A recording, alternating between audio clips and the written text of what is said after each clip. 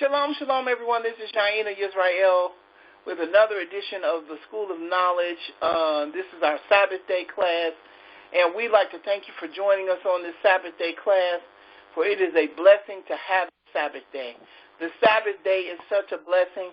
Once you start doing it, it is something that you look forward to at the end of the week so that you can begin to rest, because everybody needs a day of rest. We're extending from the class we had last week.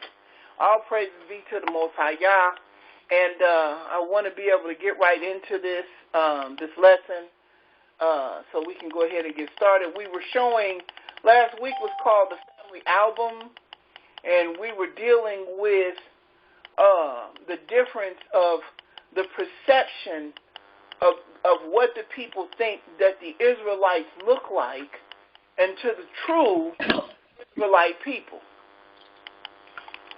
So that's what we were dealing with last week, and it was very interesting when you deal with it from a family album perspective.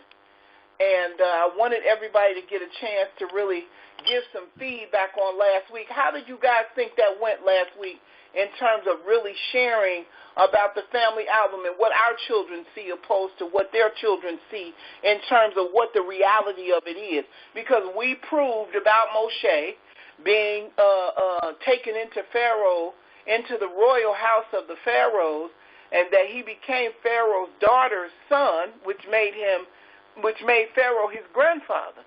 And we showed what the Egyptians look like. And also last week we proved that every prophet in the Old Testament was a Hebrew Israelite. We proved that. So anybody want to share your feedback on that so we can just flow into this next topic?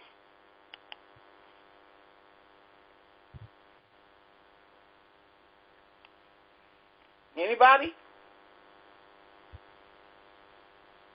No? I would say, I thought it was a great class, and I think that imagery of the album, that does not belong to the people who are claiming to be their album, and they're hiding it from the people who really are. For me, it just struck at how deep the cover of, how deep the blinding of both sides has gone. This is a bigger story. You know what you just said, a mouthful. You are absolutely correct. This is a way bigger story than you and I could ever imagine. And that's what he showed me today. I'm so glad you brought that up, because that is exactly what he showed me today, that this story is bigger than what we think. Because, see, the first thing that we think of when we become awake is, oh, my God, they stole our identity. How dare you steal our identity? Oh, my goodness, you got a group that stole our identity, and then you have another group that has stolen our identity, and everybody is presenting themselves as a nation of people, and all of it is a false narrative. All of it is. And we get offended at these people because we feel like you have stolen our identity. And that is where the anger comes in at, and the hatred comes in at, because we always feel like, well, if I know the Most High put us into slavery, and I know He sent us into captivity. However, these people have to know they're not the people. They have to know. Well, guess what? Newsflash. They don't. I mean, they do to a point, but they don't. And I'm getting ready to show you something. I really want you to pay attention to this. All right, so here we go. This is called the untrue narrative. Have you guys, can you see the screen? Yes. This is called the untrue narrative. Now, I'm going to touch some areas, and I want your feedback on this, because I know I have a lot of professionals and a lot of critical thinking people here. Most of you all on this call are critical thinkers, and you do take the time to process the information, and it's easy to do that now because you have the majority of the components necessary to be able to make this. Well, so we're going to go into this. It's called the untrue narrative. Now, let's go. Here we go. It says the designated position. And the reason why I put that there, because I want you to put in your mind we have two positions. We have an untrue narrative, and then we have designated positions. Everybody that's in their position is designated to be there. Everybody's designated. Now watch. The 12 disciples. Now I'm going to show you pictures of what they say the 12 disciples look like. And I'm just going to flash the pictures. Now these are New Testament disciples that were again from the 12 tribes of Israel. But let me show you what they look like, supposedly. Now when you see that picture, what do you think? I think now that you know what you know. I think that all of these gentlemen walking around in the desert with sandals on, head covers on, and so on and so forth, with their little sticks and everything, you're going to get a tan. I've said it before, and I'll say it again. There ain't no way you're going to be wandering around the desert going 20, 30, 40 miles, which is nothing to them, and not have a tan. Right. He said somebody ought to be brown because you're going to get a tan. Because you are in the most hottest region of the earth, and you're going to get a tan. That's a very good point. Anybody else?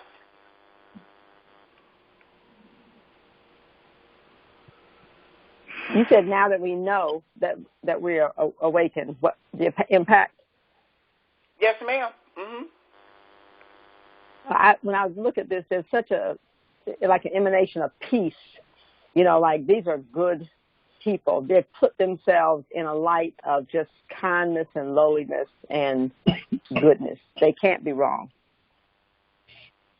Oh, so it gives the viewer the impression that the people that are there are good people.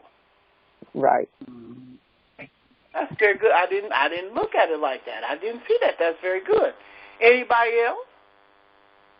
When I look at it, it makes me say, I'm going to keep right on moving. I don't even give it any credence. And I sometimes will go back and see who posted that so I'll know to avoid them too. And why do you feel like that when you look at that? Why do you say I'm not going to give it any credence? I know it's false. You know it's false. Oh, and how do you know it's false? Because I've read the book. Because you read the book. But wasn't you reading the book 20 years ago? That's true, and I had questions then, too. So what made a difference from then and now? I think it's because confirmation, and also I know the Most High. Okay, you know the Most High, and you've had confirmation. And from other people. It could be a confirmation bias. It could be that I'm around people who say that it's true, and so it's true. But more than that, I just know. At this point, I know. You just know. All right, that'll work. Anybody else? I would say that desert people don't look like that. If you see any photos of people on camels in the desert, they don't look like that. No, they don't look like that. They really don't look like that. They don't. So you say these people, desert people, don't look like that, and that is a common way to perceive a picture like this because it is painted as though it appears they're in the desert, right? Yes. It does. How many men are standing in the picture?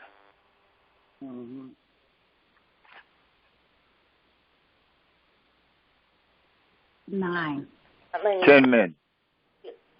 How many? 10. 10 standing. Well, not 3 including on the this knees. guy in the middle. Including this guy in the middle, it's 10 men standing. How many men are in the picture, period? 12. 12? Supposed to be 12. 12. Okay, let's count them. No, that's 13. Wait a minute. 13. Wait a minute. 13. 19.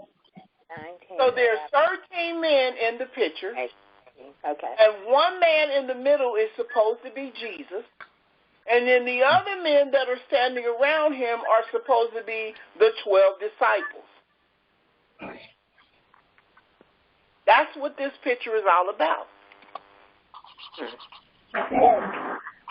So knowing that, what do you think? What would you think? If you didn't know the truth, what would you think? My question is, looking at the picture, you understand, if they supposed to be representation of the 12 tribes of Israel, you understand, and I'm not sure that I can, if they supposed to be the 12 tribes of Israel, the guy in the middle, who is he? He's supposed to be Jesus. But ain't he part of the 12 tribes? Exactly. Yeah, he is. Judah. Exactly. But you know what it tells me? This is what it says to me if I'm looking at it, that God is white. His son is white. The disciples are white. The closer you get to white, the closer you are to God. Very good. Yeah. And they're good. humble. Good, absolutely. So let me go on. And these are just pictures. We're not going to get into a whole lot of history like we did last week because I got to show you something. Watch. So when you see this, you see the 12 disciples are supposed to represent the 12 tribes of Israel. The man in the middle is supposed to be Christ, and these people are all Gentiles. Watch. I'll show you. This is supposed to be Peter. I'm talking about perception now. We're just on perception. We're not on anything else. We're just on perception. This is supposed to be Peter. Watch where we go. That's supposed to be John.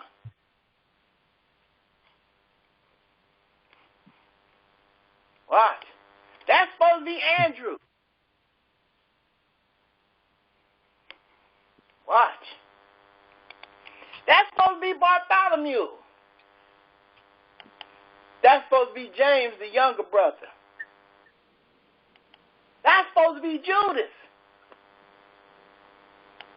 That's supposed to be Jude. They don't have a picture of Matthew because he was a tax collector, so they just have the money on the table because he was a tax collector at the time. That's supposed to be Philip. Oh, I'm going somewhere with this. And that's supposed to be Simon. That's supposed to be Thomas. False narrative. When you see those pictures, what again does it tell you?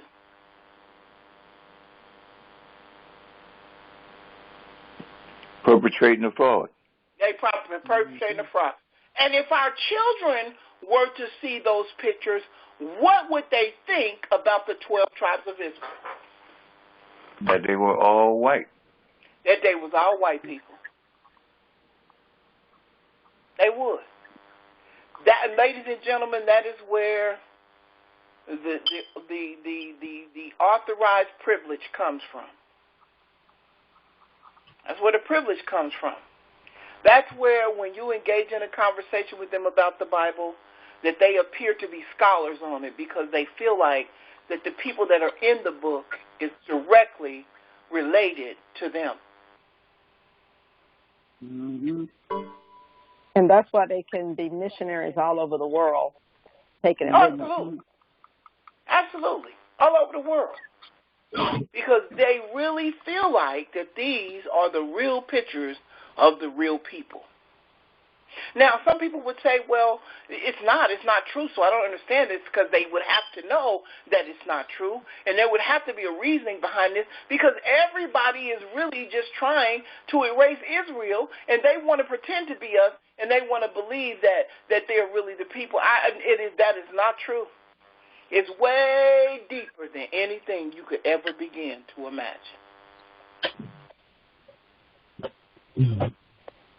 May I add something? Yes, ma'am. Okay, so they're the people. They're the ones that are doing it right. The church has no power. They tell us every time we do something, it's devilish or it's hedonistic or it's heathenish. And so what they've effectively done, and what this effectively does, is every time we do something that really puts us in touch with the Most High, where we are empowered, they tell us it's of the devil. Mm-hmm. So they separate us from the Most High, and they separate us from the source of power that comes from the Most High, because they say you have to do it this way. And their way is you pray, and then you go about your business. And there's no power and there's no manifestation. Absolutely. I totally agree. 100% agree with you, 100%. Now, anybody else before we go into why? Because I'm getting ready to show you why now.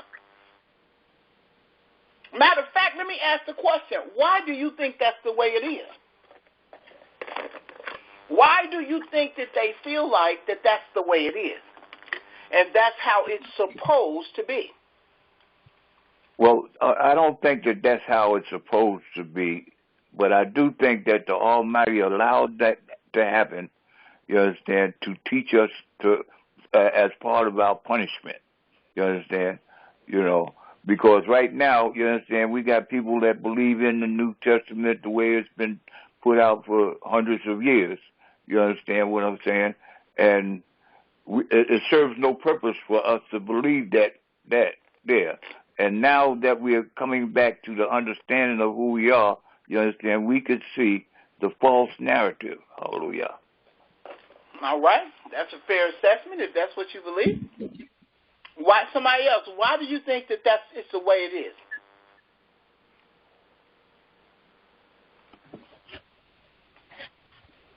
No? Part of it, that's who's in rulership. That's who's in rulership of the world, the Gentiles. Say it again. Say it one more time. I didn't hear you. The Gentiles are in rulership of the world. So it makes sense they would put their images. That is very, very true. It's also said to make us jealous as well. To make us jealous as well. That is very true. Well, let me move on. I want to show you something. I want to show you what he showed me today. The false narrative. And remember, I used to tell you all the time that the reason why we believe what we believe is because they wanted to control the narrative, and they wanted the narrative to say what they wanted it to say. Well, let's see what that means. A false narrative is a story that you perceive as being true, but has little basis in reality. Absolutely. That's the definition of a false narrative. A false narrative is a story that you perceive as being true, but has little basis in reality. Watch.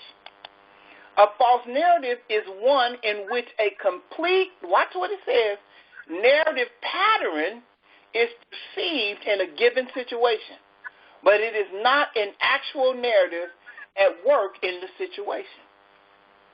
So we see a pattern. We see white people as the disciples. We see white people as the prophets in the Old Testament. We see every prophet that we showed you last week was Caucasian. They were Gentiles. Every disciple in the New Testament was a Gentile, and then Jesus was even a Gentile. So we would perceive that as a pattern, wouldn't we? And as we began to grow up as children, what they put in front of us is what we saw. That's what we chose to believe.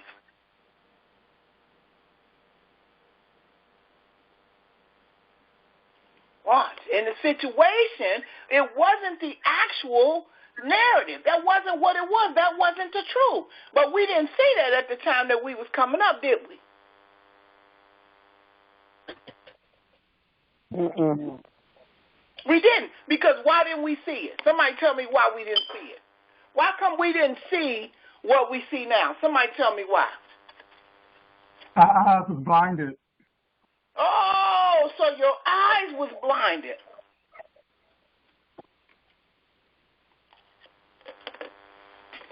So no matter what you try to see, you couldn't see what was in front of you. That's why we cannot get mad at anybody. We cannot get mad at them. We cannot get mad at our people in our churches and our families, even when they get mad at us, because they're still dealing with the false narrative.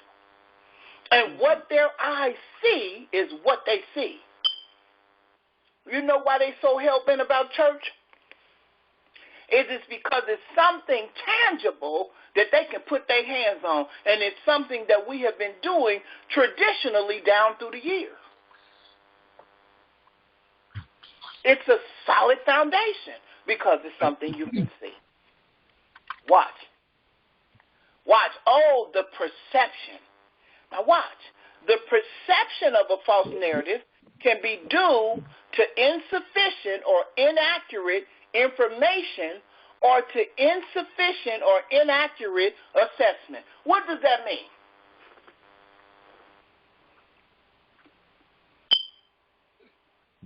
When you fed stories, if they're not true, you're going to draw your perception from that.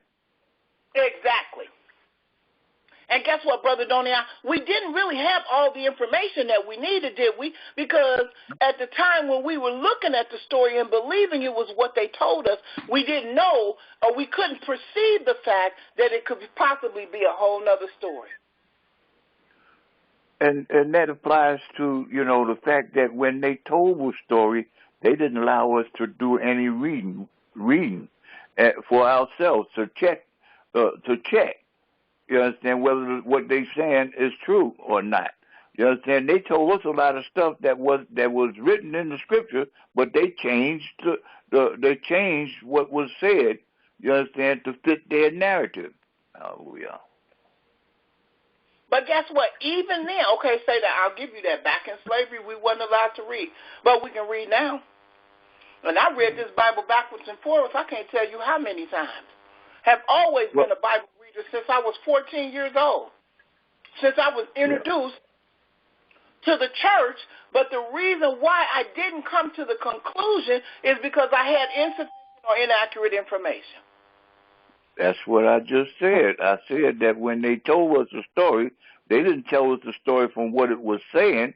They gave us what they wanted us to know. They changed, so that changed the narrative to give us a different perception.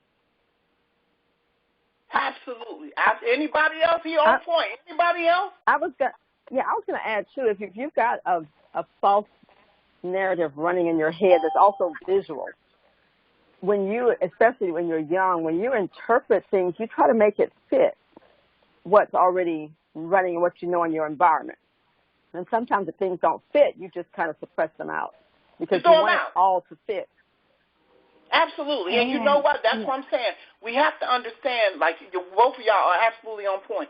It has to fit. And because if we bring something new, like, wait a minute, none of this is right, you throw a monkey wrench into the program, they like, wait a minute, hold on. How can you know this and don't nobody else know this? How do you have all this insight now all of a sudden? Because you used to believe what I believe, and now all of a sudden you know something different, but everybody else over here is doing the same thing. Now, one thing that, I always say, evidence and facts, evidence and proof. You got to have evidence and proof to prove a narrative. Hallelujah. Okay, that's what I was going to say. Something similar to that. Let's say, because some of us did ask questions, and they would just turn back around and give us the book that they wrote with the pictures and the same, backing up the false narrative. Oh, okay. All this is good. Like I said, now the critical thinkers are beginning to think. That's what I said. There's a whole line full of critical thinkers. They like, well, wait a minute, hold on. And now you get to look at it, and the beautiful part about it is you can look at it from both perspectives now. You can see it from where you were asleep, and now you can see it from where you woke, and now it all begins to make sense. Oh, but we ain't got there yet. Powerful stuff. The power of perception. It's just like subliminal messages in cartoons or in advertisement. If they show it enough in your mind, you'll be like, I need to go to the store and get me some of that. Yep, that's how they do. So when you're perceiving something, a false narrative can be due to insufficient or inaccurate information or to insufficient or inaccurate assessment, the way you perceive things. Watch. The creation of a false narrative can be due to naturally occurring narrative patterns. Transient contextual framing, that means making it look a certain way, inadvertent presentation, or intentional deception? I'll go with the last one, intentional deception. So they say the false narrative can be due to naturally occurring narrative patterns, always seeing the same people as the same people, always seeing Gentiles as the prophets, always seeing Gentiles as the disciples, always seeing Gentiles as Jesus, always seeing the same thing going on. Transient contextual framing, making sure that the story is read the same way, and inadvertent presentation or intentional deception.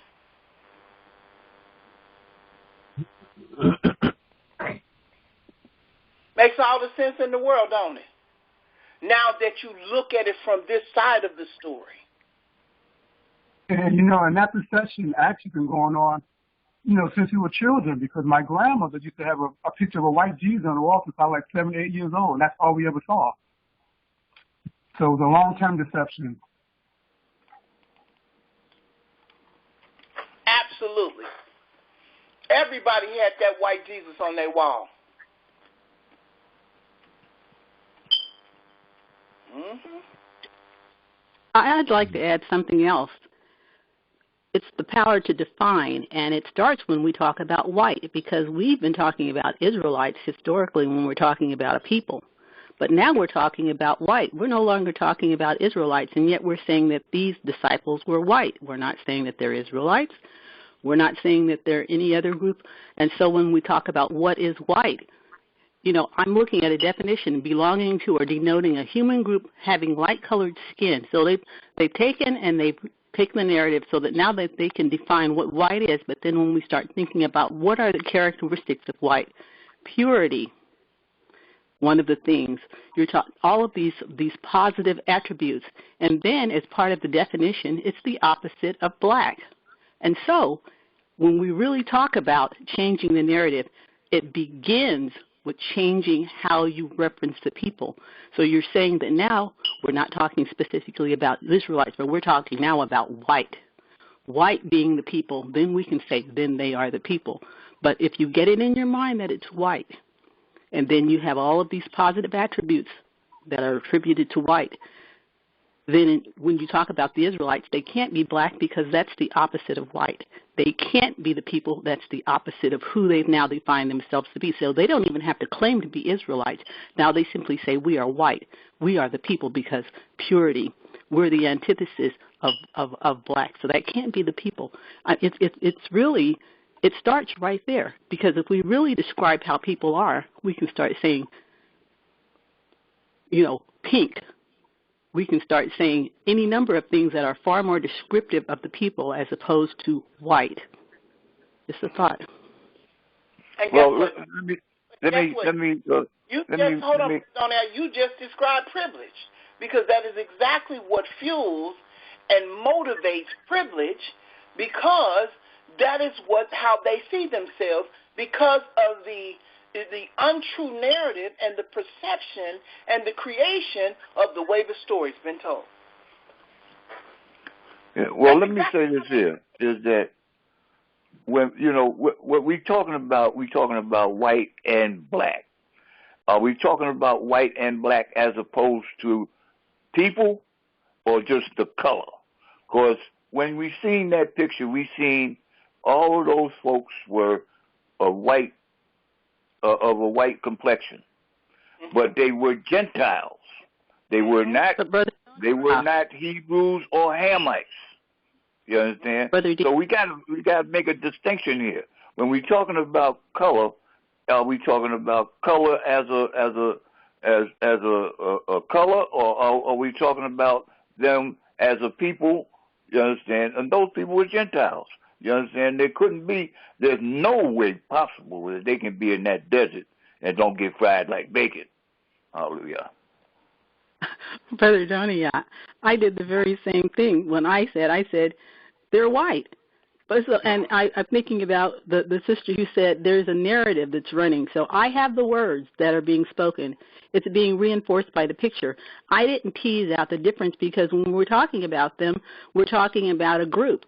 And we're talking about what they're supposed to represent. They're supposed to be representative of the 12 tribes. And yet, when I looked at them, the thing that I saw how they have been defined in this present time. And so I don't think there's a distinction that's being made between are they white in terms of a color? Are they white in terms of being part of, the Israelite group? It's like it's been made one and the same. And part of it is because it's not really challenged, because when I looked at them, that's the very thing I say, even though sometimes I try to be conscious of the fact that, look, this is not the reality of what it is that I'm looking at. And yet, how I often deal with it is in that very context. I attribute to them the description that they've given themselves, which puts them in that position where when they define themselves as being of the people, then it can't be me. It can't be anyone who is not what they are.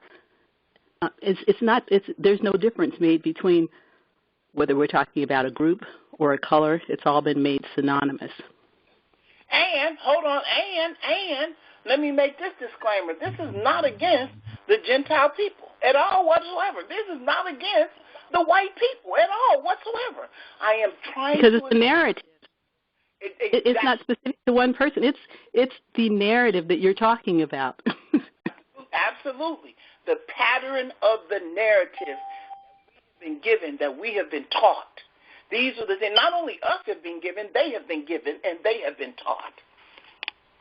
Watch. Hold on. Let me go back. I got to go back. Hold on. I got to pause this for 1 minute, and I want to go back. You know what, Sister Yaina, they said they got some people in Africa. They said that they've been here, they've been there so long that they're more African than the African. These are white folks, that they've been in Africa so long that they more African than the African American. That's what they said. You understand? But see, you can't. If you're a European and you go to Africa, no matter how long you stay in Africa, you'll never be an African. You'll never be a Hamite. Why? Because they are not from Ham. Noah only had 3 sons. You can change the region of the world where you live. You can even change where your children will be born. But as far as the Bible is concerned, Noah only had 3 sons. And those 3 sons are the ones that set out the table of nations in Genesis chapter 10. So when you break down those 70 nations in Genesis chapter 10, each nation came from one of those 3 sons, and nobody can change it depending on where you live. Absolutely. Can't change it. That's why we can't be African-American people. Just because we are living in this land and we have been brought to this land to serve these people, and now that our punishment, the 400 years is up, you can't classify us and identify us because of where we live. This was already established with Noah's 3 sons. That is correct. You understand? You understand? But here's the thing. You understand? The Psalms 83 said that we were never going. They never wanted us to be a nation again. So what they talk about is, when they brought Africans to America, they gave us the name of Africans. They excluded the fact that we were Shem. We were of the nationality of Shem. You understand? Yeah. So now, you understand, we are here in America, and they call us African Americans, but we're not African. Period. Absolutely. And we see, the problem is that nobody reads that book for what it says. They want to put whatever they want to put in front of what is being said. Hallelujah. But because we have become awake now, and we know how the Most High perceives it, leads me to my next slide. Can you guys see the slide? Insufficient information. It says, like an iceberg, many of the elements of any given real-world narrative are often hidden from view beneath the surface or around the corner. So something has been hidden to provide us with a narrative that has insufficient information. Okay. Something was hidden. That's what I said, Sister Yaina. I said the exact same thing. Is that when they told the story, they put in front what they wanted the narrative to turn to be. You understand? Not reading it word for word and sentence for sentence and letting the sentence and the words play out in your mind. You understand? They changed your mind. You understand? With their narrative. That's because we couldn't read. And you said something about us not reading today. How many of us read today? Not very many. And they definitely don't read the scriptures, period. True that. That's true. And again, we are being influenced by the perception of the things that we see on Facebook. We're being influenced by the things on TV. Influenced by the things that we see on different outlets, media outlets that they use to give us the narrative to continue the story. But watch. Here we go. Watch. It says the narratives do not exist in a vacuum. Rather, an infinite number of narratives are continually moving through the same narrative space, sometimes hinged. Watch. Sometimes colliding, sometimes drawing each other off true by their contextual influence, and sometimes passing each other without effect. So it's so many different things coming at you at the same time that whatever you see in front of you is usually what you accept. I've seen a black Jesus. I've seen a Chinese Jesus. I've seen a white Jesus. I've seen a Puerto Rican Jesus. Everybody has created a Jesus to fit their storyline, you know. But the fact of the matter is, it's a continual perception that these people are Gentiles and are Caucasian. Watch what it says. Watch. False narratives may be created with the intent to deceive by limiting the number of narrative elements provided so that the observer completes the bulk of the narrative themselves, thereby taking ownership of the narrative by personalizing it. Who do that sound like?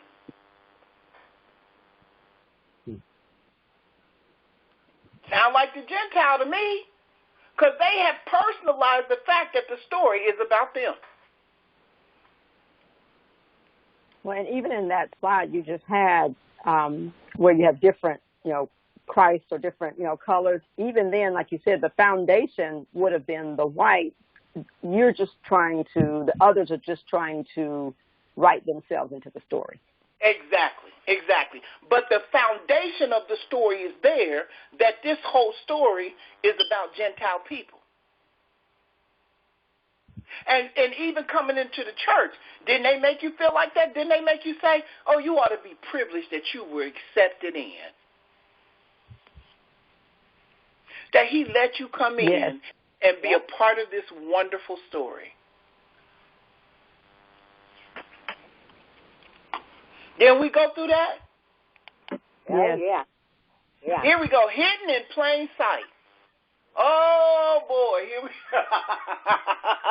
I hope y'all getting this. Just let it stick. It says the frontal cortex decides what to pay attention to, pivoting off several factors, including expectation. Basically, you're more likely to see something you're expecting to see and less likely to register things you're not looking for. Oh, boy.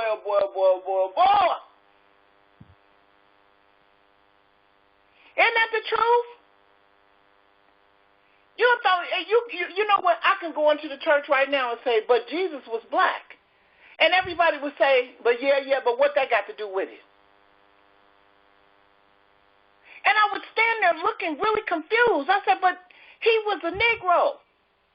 But honey, we ain't talking about, it's about salvation. It doesn't matter. matter. Scratching your head like, huh? Mm-hmm.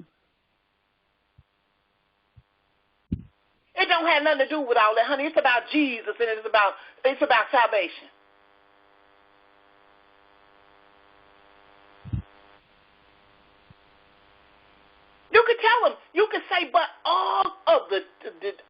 of the prophets in the Old Testament was Hebrew Israelites.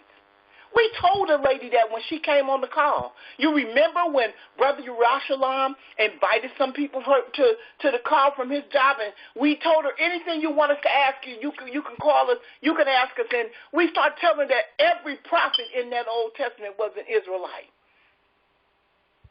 That should have sparked some attention to the point where this call should have been full of folk, but it didn't.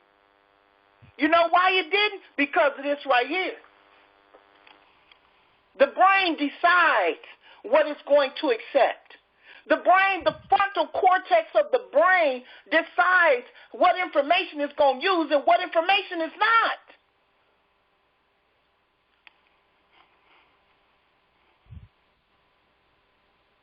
Any questions?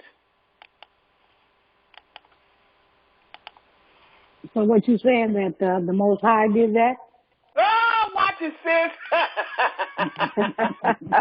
Watch it, sis. Watch it, sis. Watch it. I'm thinking, I was told when I was young, they would say, just come boldly through the throne of grace. And yet I never really felt that I could really come bold. I always felt like I had to kind of come in a begging posture. And I think part of it might have been was that if I can come boldly to the throne of grace, who is it that I'm approaching? If I have in the back of my head that it's this imagery that's been put forth, then I never know what my reception is going to be. I have to come in a begging posture, almost like a slave posture, like, please, master, please, please, please listen to me. Even if you tell me that he is a Negro, if all the imagery that I see, if the things that I have truly accepted as being the reality of who he is, you can tell me in words, but in the back of my mind, it limits how much I can ask of him, how much I can expect of him, how boldly I can come. And so there's a conflict there. And I'm sitting here as you're speaking, and I'm thinking, it's problematic. Very much so, because guess what? Basically, you're more likely to see something you're expecting to see and less likely to register things you're not looking for.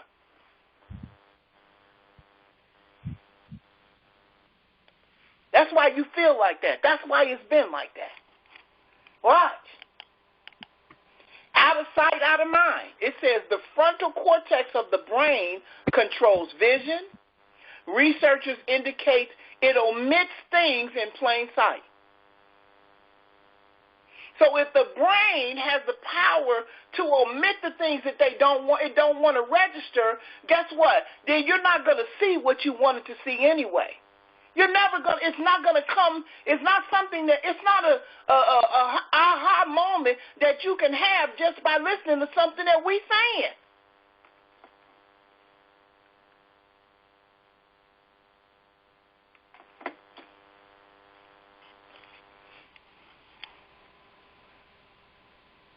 It's impossible. Watch. Oh, here we go. Let me back that up with scripture. Deuteronomy 32:26. I said I would scatter them into the corners, and I would make the remembrance of them to cease from among men. In order for the Most High to do that, he had to do something to the brains of the people that we dealing with every day.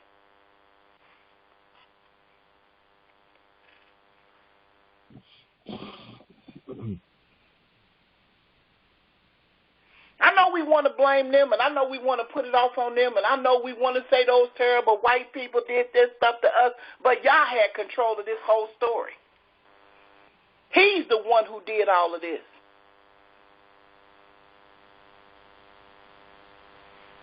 And in order for you to make the remembrance of us to cease, something had to be done to the brain.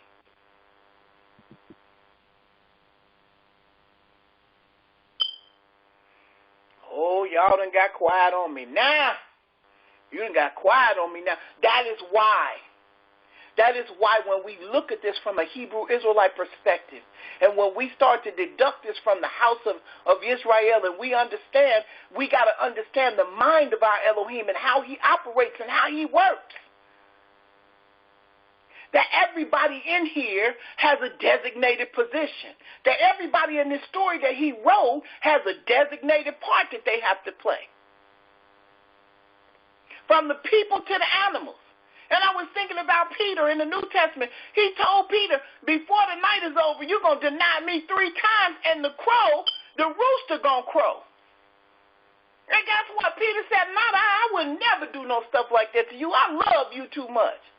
But when the situation became what it was, it happened, and guess what happened? It said, take 3, scene 4, whoop, bring the rooster. And the rooster said, whoop, whoop.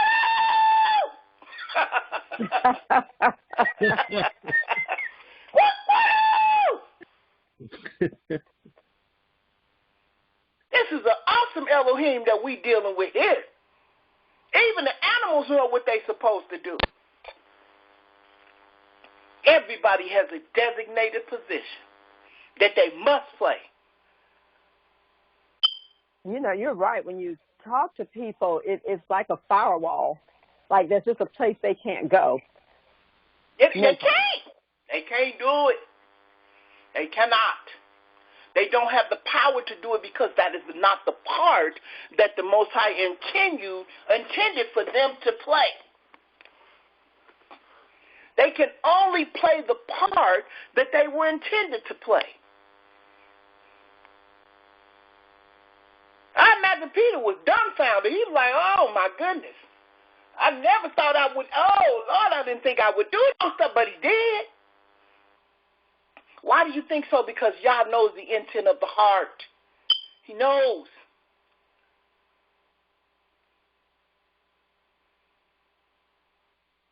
There's some powerful stuff. This is beyond anything that you and I or them that they could even begin to imagine.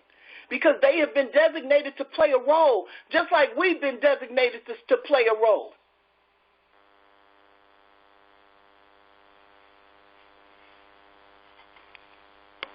Watch. The thinking cap. It said the frontal cortex is often seen as our thinking cap, the part of the brain scientists associate with thinking and making decisions. Watch. The lack of association with that part of the brain may have to do with the fact that it's other parts that transform information coming from the eyes into sight, and others still that make sense of it by doing things like identifying objects in it. So I put all this together to let you know that this was a God thing with a mind manipulation. So every time they see themselves on TV, and every time they open up their Bible and they see Caucasian disciples and Caucasian prophets and Caucasian gods and Caucasian this, their mind tells them that this is the way the story is supposed to be.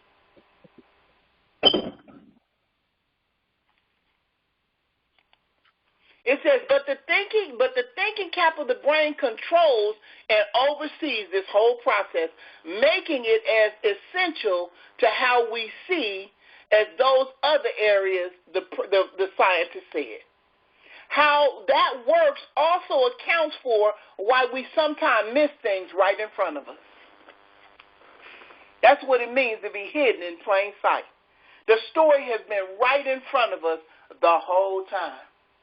The perception that you got from the story has been in the same book for thousands of years.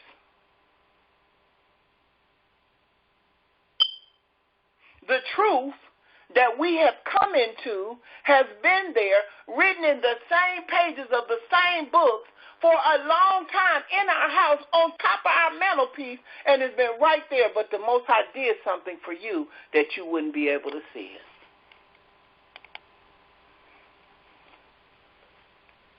Any questions?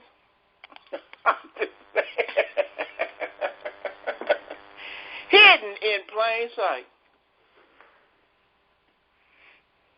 And now we can see it.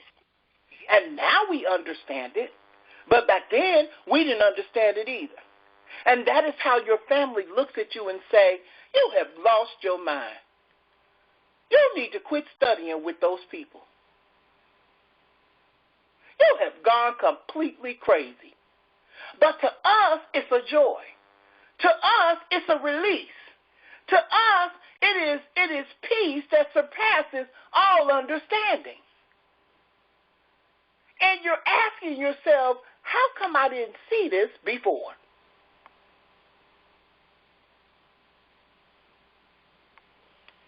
Any questions? Comments? Concerns? This is his story that he wrote. I have a comment. Yes, you know, this explains something I was puzzling over yesterday because I listened to this man I'd never listened to. And it was a Caucasian or whatever, European man of European ancestry. And then I was reading the comments, and I just said, these people are hypocrites. It was just really difficult. I said, oh, my. I said, literally, I was sitting here going, they're either really dense, hard of understanding, or they are just absolute hypocrites. But this explains it because the truth is I had just said, I looked at it once, and that was another one. I said, I'm not going back. Just a liar and a hypocrite.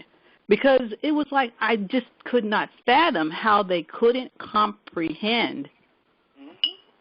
They were talking about Juneteenth.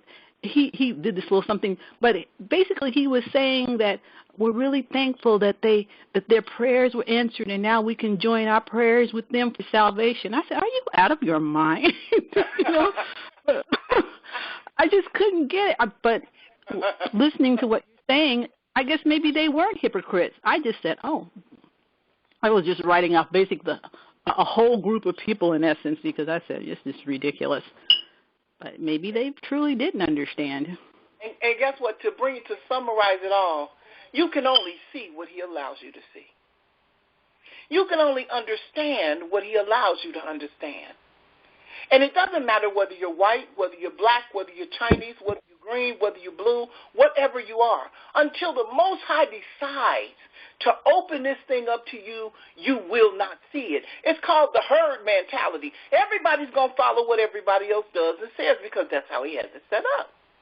And then there is I want to say that. Yeah, I'm going to say it anyway. I'm going to bring you down to that later. But there is a scripture that says, until the time of the Gentile be fulfilled. So the storyline is not going to stop.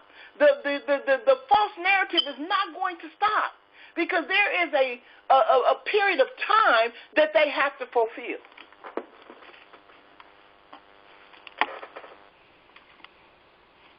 This story will continue to go on. And it's only going to be for those eyes and those brains that the Most High opens up on both sides. Because in order for us to leave here and to continue to fulfill the prophecies that we're supposed to fulfill, somebody on that side got to get it. They got to get it. Don't start me to preaching, y'all. I'm trying to be good. I really am, because when he showed me this, I was like, oh. And the majority of the minds on both sides is going to stay closed. That is why for you to be woke today, you consider yourself to be an elect. You have to understand everybody didn't get the memo. But somebody on that side is saying, man, we need to find out what we're going to do with these people and where they're going to go. While the rest of the people still in the church singing, oh, the blood of Jesus.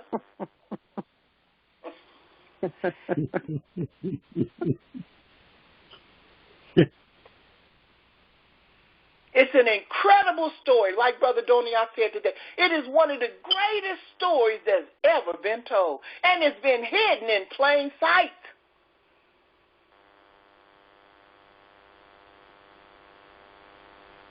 And you can't see it unless he decides to touch your brain and say, okay, I'm going to show you a little something. Bing! And all of a sudden the light come on. You be like, oh, my goodness. Let's see what the scriptures say.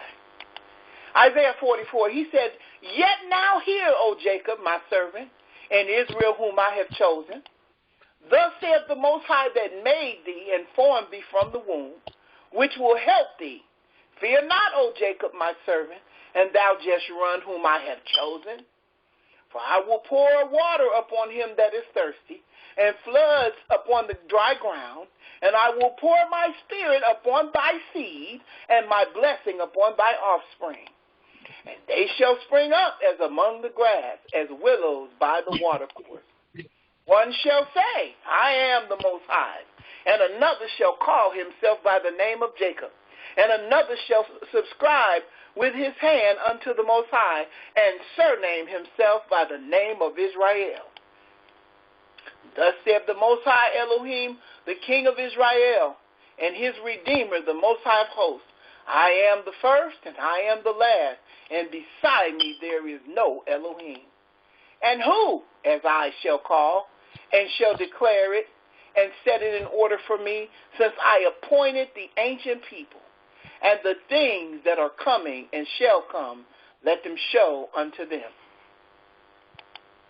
He said, Be not afraid. He said, Fear not, neither be afraid. Have not I told thee from that time, and have declared it? Ye are even my witnesses. Is there an Elohim besides me? He said, Yeah, there is no Elohim. I know not any. What? Now watch what he says about them. Watch. Isaiah 44:18. They have not known nor understood, for he has shut their eyes that they cannot see, and their heart that they cannot understand. And none considereth in his heart, neither is there knowledge nor understanding to say, I have burned a part of it in the fire. Yea, also I have baked bread upon the coals thereof. I have roasted flesh and eaten it. And shall I make the residue thereof an abomination? Shall I fall down to the stock of a tree? He feedeth on ashes, and a deceived heart has turned him aside, that he cannot deliver his soul, nor say, Is there not a lie in my right hand?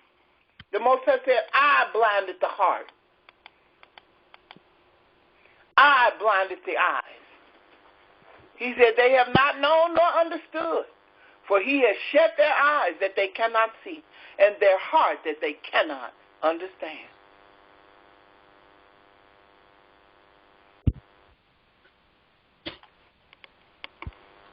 Hey, see, that's why you can't get mad at them. The thing about it is, though, it's really going to be sad when the scales come off the eyes, and Sister Afian said it best one day. It stuck. She was like, you don't know what part you playing or whose side you on when this thing is all over with. Because right now, they feel like they're in a position of righteousness. That is, the white church and the black church. Don't tell them folks they ain't righteous. Don't tell them folks they don't have a heart of love. Don't tell them people they're not doing everything that they're supposed to do according to what they understand, because they are. Same way with the black church. They are.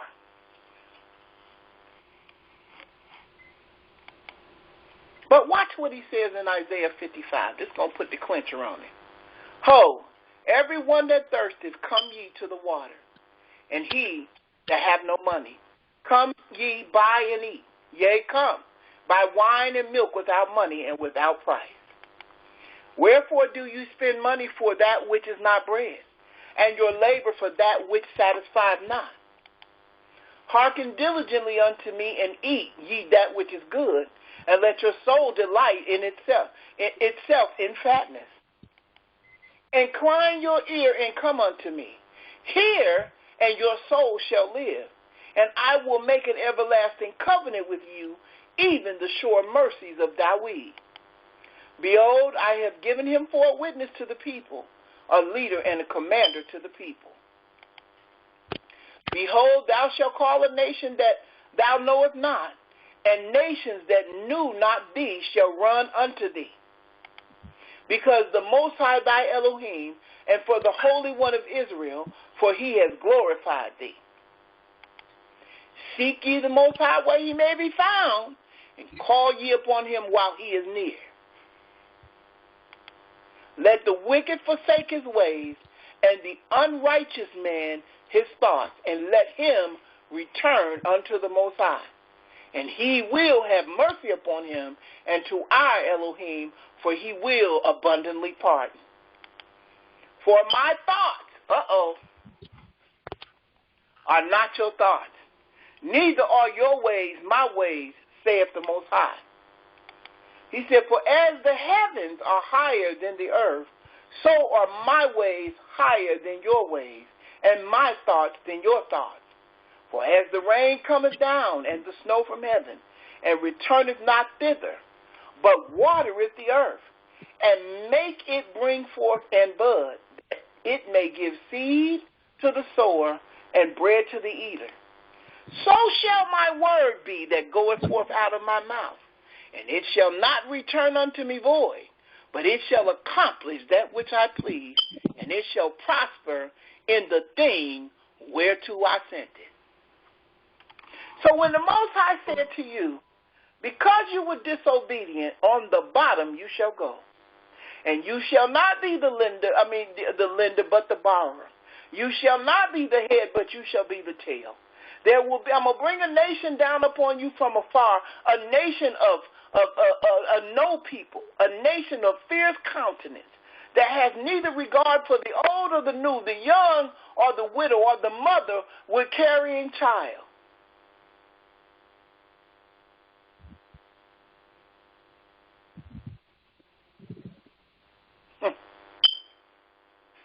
He did just that.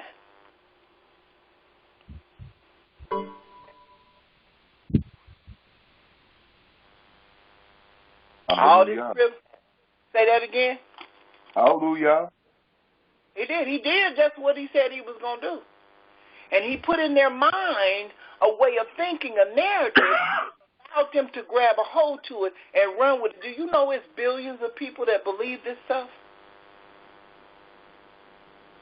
Billions of people that have grabbed a hold of this stuff, that they and believe it.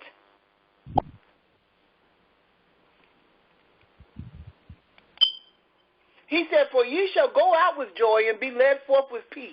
The mountains and the hills shall break forth before you into singing, and all the trees of the field shall clap their hands. Instead of thorns shall come up the fir tree, and instead of briars shall come up the myrtle tree. And it shall be to the Most High for a name, for an everlasting sign that shall not be cut off. He meant what he said. That's why when we tell them about the authorized privilege, he gave them privilege. He gave them the story. He allowed them to change the characters. He allowed them for you to see the perception of what you saw. He allowed insufficient information to be used. And why did he do that? Somebody tell me why.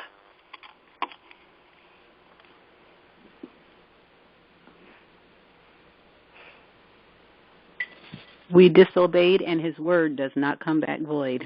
Ain't coming back void, sis. It ain't coming back void. It ain't going to come back void. It's not coming back void. It's not. It's not. He meant for it to be just the way it is. That's why you can't interfere with the story. That's why I said sit back, enjoy the ride, and watch the show, because you can't interfere with the story. There's nothing you can do to interfere with the story. Mm-hmm. Can't. Because guess what, in the end, guess what he's going to do? He's going to open up everybody's eyes, and then, we're going to get there. Hold on just a minute. I'm almost finished. Watch. Oh, my goodness. Do I want to take y'all here? Do I want to go there? I just don't know if I want to go there. Because guess what? If his word doesn't come back void, yeah, I'm going to go there. Hold on just a minute. Let me pause this real quick.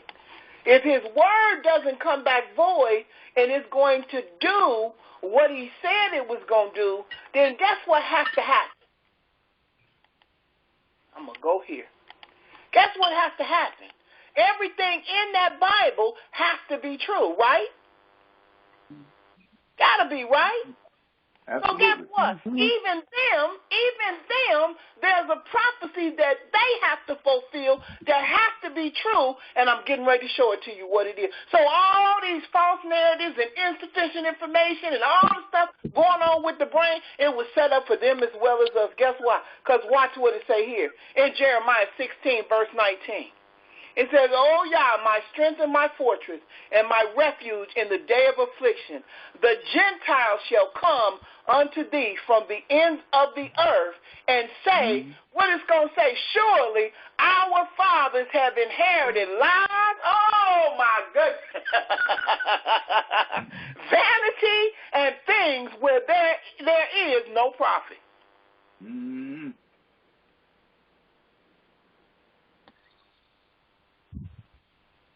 But in order for them to be able to make this declaration and say what you say again, said about his words, sis, what did you say?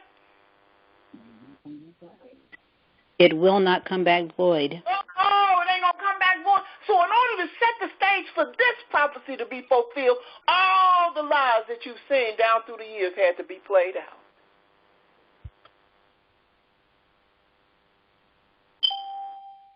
And they will, yes, and they will have to be awakened too. They got to wake up too. You better believe it, sis. Just to be able to say, that's right.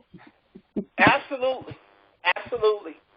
This And also, bigger it makes me think that it says there's that the wicked are estranged from the womb. They go astray as soon as they be born, speaking lies. Yes, absolutely, absolutely. He said, "My thoughts ain't yours. You can't begin to know what I'm doing." That's why I have to tell everybody, stop hating folk. It ain't our job to hate nobody. Our job, he told us what to do. He said, "Gather thyself together, O nation not desired." Mm-hmm. Hallelujah. Because they got to come to this prophecy. You know why they got to come to this prophecy? And they got to say this very same thing. And say it again, sis, why do they have to do that? His word will not come back void. All right. That's what I'm talking about. His word will not come back void. There's no scripture in here that he has given that you can come back and say, "Oh, that didn't come to pass." Uh-oh. It's a reason for it all, everybody. It's a reason for it all. But now that you know the truth, and now that you understand his mind, a little piece of it that he allowed us to understand, now you know to what degree he will go to protect his word. Because he said, "My word ain't coming back void."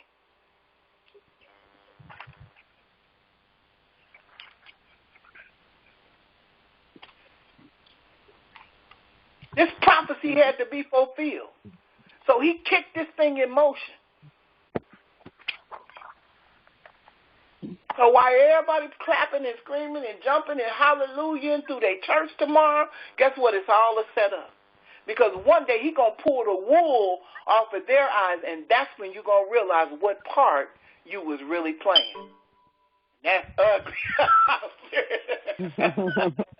And that's ugly. Do you hear me?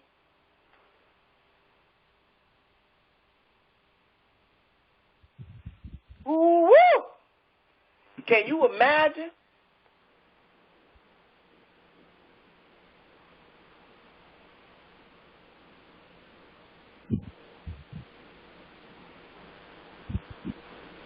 Can you imagine going through life thinking you was the victor when he really chose you to play the villain?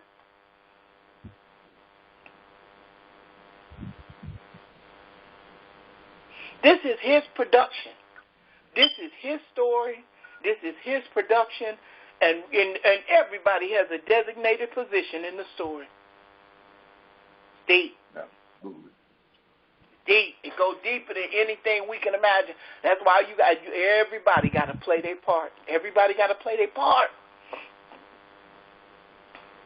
They got to come to the point to say, surely our fathers have inherited lies, vanity, and things wherein there is no profit. That means all the heaven stuff got to go out the window. All the we getting ready to be caught up and go into heaven with it. All that's gonna have to come to a cease. And in order for that, say again. Won't be long. It ain't gonna be long.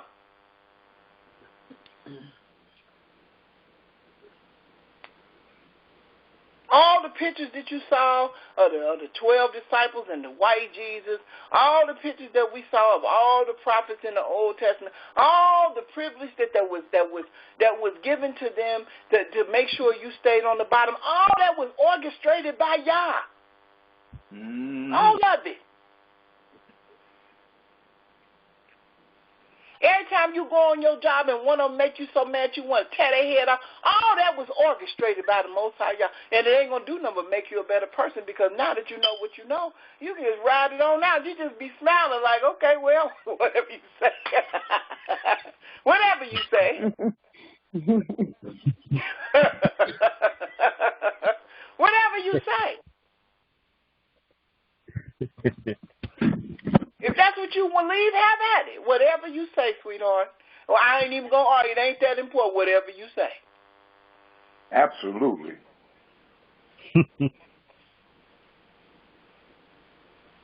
Because we got a hero that's next to none. His mind is far beyond anything you could ever begin to imagine. Whatever you say.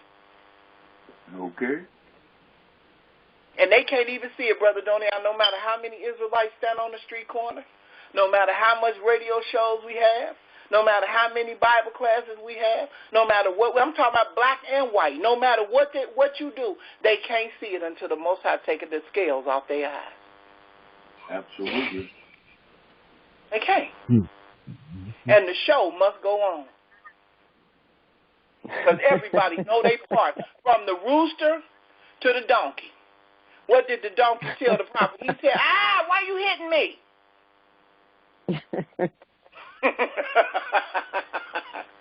He said, why? He said, don't hit me with that stick no more. You don't see that angel standing there? Everybody got a part to play. From the rooster.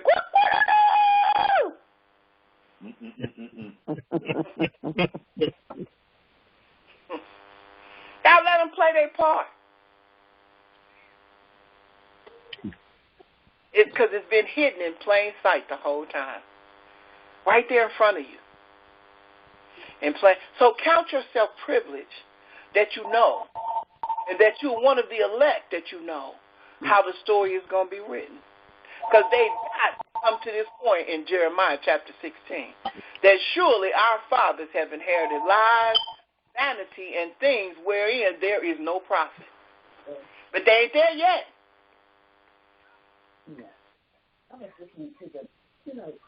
Any questions? Hallelujah. Any questions, comments, concerns, anything? I mean, do you understand now? The Most High was like, chill out. Just chill out. You're already working at an advantage. Just chill out. And that is, well, are you calling me? Can you call me back later? You know? You need to know now. Hold on a minute. Somebody talking. We still recording, you guys. You got to put your phone on mute. Can you imagine? They doing what they supposed to do. Yeah. It is a major production that's been set up by the Most High.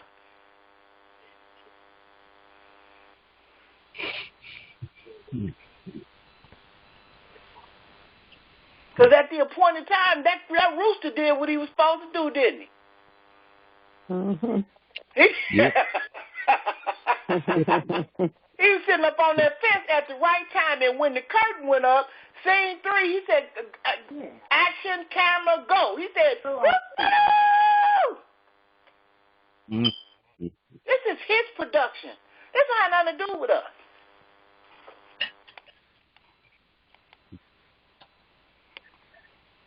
His word. So he's going to turn the story the way he intended it. I was thinking about like Jacob and the lambs, with Laban, it was going to be the way he wanted to be. And even the oxen carrying the Ark of the Covenant out of the Philistines, it went the way that they carried it, the way that they were led to carry it. And she can't do nothing, Absolutely. And I started dropping her off. Absolutely. No question about it. Had to go the way he wanted the story to go. I got a job, Absolutely. No question about it. Had to go the way he wanted the story to go, and there wasn't nothing nobody could do about it. Gonna go that way. And at the appointed time, guess what he gonna do? He gonna show you the plot twist, because it's always one. Same way with Israel. Israel thinking that just because they know who they are, that it's in the bag. It ain't.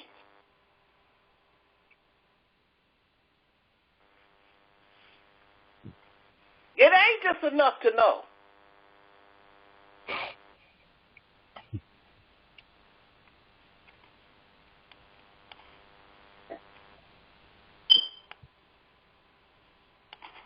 It's a beautiful story. I was thinking about that in terms of what you just said. When you said it's not enough to know, we know that's true because when we read back through the Old Testament, when people didn't do what they knew to do, they were all Israel. The ground opened up and swallowed them up. They weren't saved because they were Israel. You better say that again, sis. You know you telling the truth.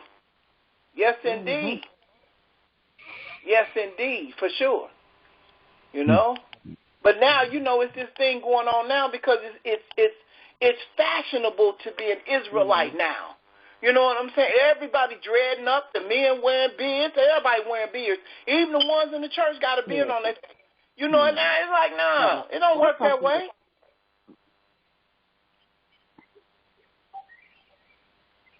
It's not enough. That's just the beginning. That's why I say you got to sit back, be obedient,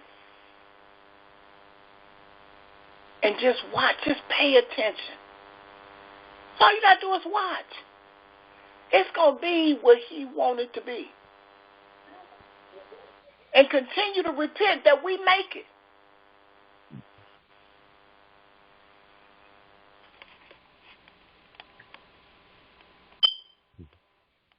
Absolutely.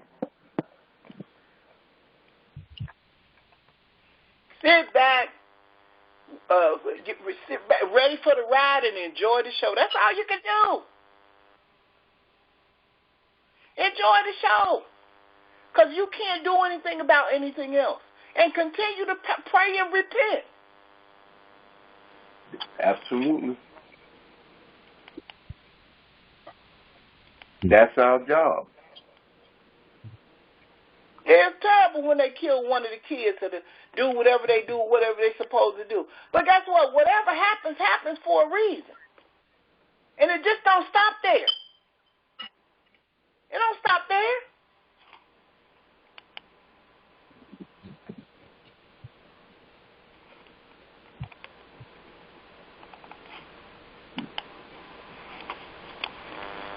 This is too much. This is too complex for us. The untrue narrative. The Most High set the narrative in motion. He set it in motion. He the one opened up your frontal cortex for you to be able to see the thing that's been hidden in plain sight. I can show you right now. I couldn't do nothing but laugh. I was like, oh, my goodness. Oh, no, you didn't. Listen to this. I want you to hear this. It's called the Press House. It says worship service is March the 15th. This is Gentiles now, 2020. Welcome opening prayer, Isaiah 43, 1-3, the wilderness lesson. They got a lesson they teach their people about going into the wilderness. Hallelujah. Now, where'd they get that from? It's like, listen.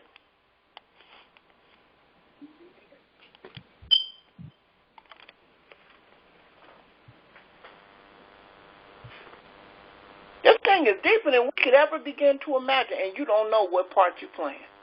You just don't know. That's why it behooves us to be obedient no matter what. Any questions, concerns before we cut the recording off? The Most High said, I did all this. I did all this. I made this happen. And when they ask you who did this, I did it. Hallelujah. I'm the one who did this to you.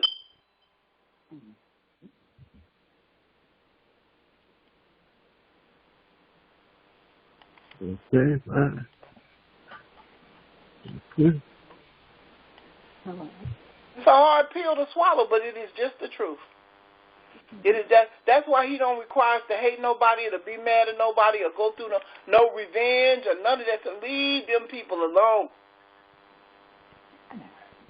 Because everybody not going to get it. And I guess our forefathers were never going to be able to follow the law and do what they were supposed to do. Sis, don't you start that. I'm saying, you better believe it. They were never supposed to follow it. They were never supposed to get it right. They weren't never supposed to be the ones to get it back then, because guess what we did? We had to be regenerated where we are now the people that's supposed to be the ones that get it. Now you talking about regeneration. I love it. That I was actually thinking about that in the context of people who have died or transitioned, because I think some of them at least are coming back as lawyers. That's just my thought. You know, we the ancestors now. Absolutely. Mm-hmm. I believe that's true. That was supposed to fulfill the 400 years. We was the ones he was talking about in Genesis 15:13. That was done over 5,000 years ago. He was talking about us. Absolutely. Now, you know you about to get me to preaching. Woo! Glory. That's why I said this is bigger than us. This is bigger than us. That prophecy was spoken over 5,000 years ago, longer than that. Probably longer than that. And we fulfilled it in August of 2019. That is correct. That alone makes me know that there's a true and living Elohim, and he's our God. That by itself. Even the scripture says the Lamb slain from the foundation of the world. It's even before all of that. Yes, before all that, he was before all of that, the story was written and put in production. Before all of that, he set all of it in motion. Absolutely. So guess what that means? That means he knew Adam and Eve wasn't going to do right. Mm-hmm. He knew. He set the test up on purpose. And he knew that was going to be the test. I'm telling you. I'm talking about the mind of the Elohim of Israel.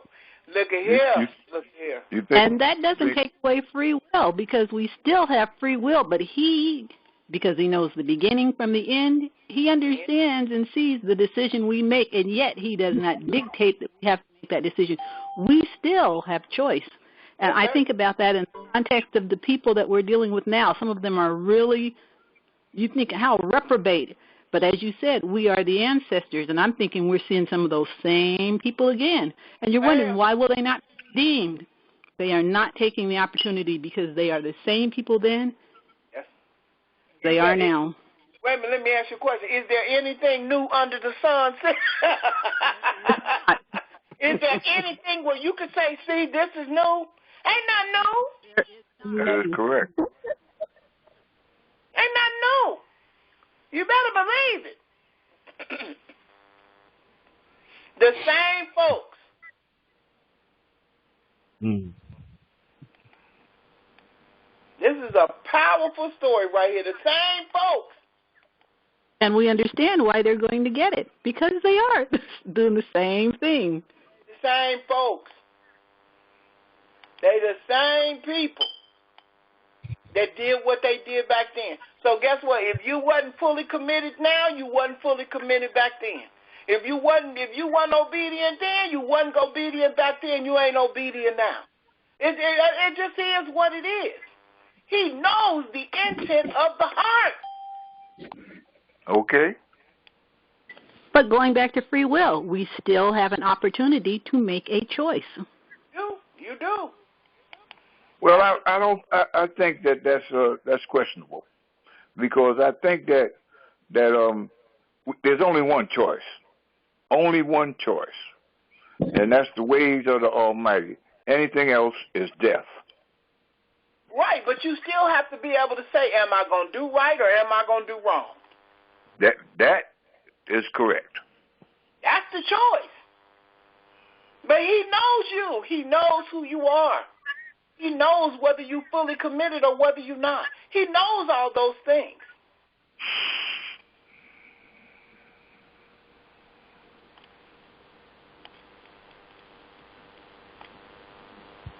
I think of Judas when he says, go and do what you're going to do. It was a choice. It was a choice. Yes, it was.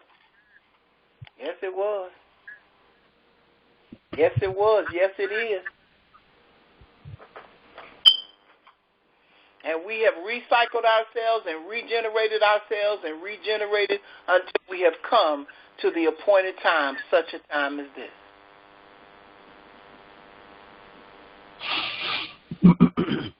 I think people can choose, but the Most High will bestow His mercy on who He will. So there's still that election in there. Oh, yeah, absolutely. Because it says it's not of him that willeth, nor of him that runneth, but of the Most High that showeth mercy. Yes, absolutely. Absolutely. That's why the rebel gets to come. The rebel gets to come. He said he's going to plead with the rebel face to face.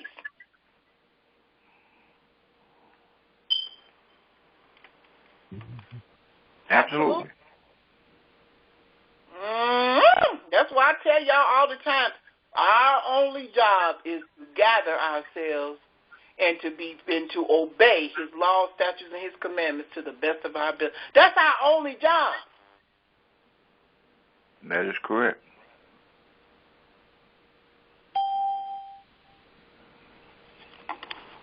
And all the other people that's trying to find stuff to do and trying to make themselves be more important than they are, have at it.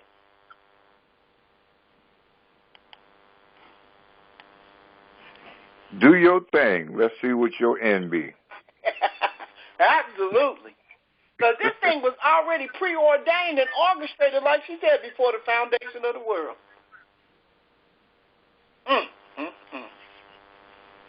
Woo! This is some good stuff right here, y'all. I said, when he showed me that, I said, whoa. I did all that. And it started in the mind. And that's where it always starts. He had to open up your mind for you to get it. He had to open up your mind for you to see. And you can't get mad at them because they don't see it. They ain't supposed to see it. They supposed to still think about being privileged. They're supposed to still think about the church and where they supposed to do all the things that they're doing, just like you supposed to do what you're doing right now. Just like that rooster said, woo! I know that scared the mess out of Shaul. I guess he said, what in the world? But the word didn't come back void, did it? It didn't. It did what it said. It was everybody got a part to play. Yes, they do.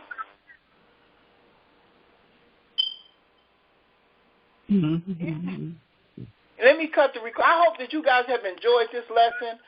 We're going to cut the recording off. We will see you guys tomorrow on our Blog Talk Radio show, 3:30 p.m. Eastern Standard Time.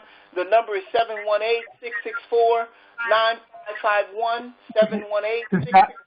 718-664-9551. Oh, yes, sir. Tomorrow is Father's Day. We don't have a radio show tomorrow, right? Thank you. That's right. I'm glad you told me that.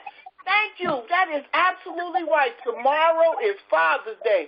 We will not have a radio show tomorrow. We want all the fathers on this line to kick your feet up, enjoy your day, and give y'all some praise that your seed is in the earth. I'm so glad you said that. Yes, there will be no show tomorrow.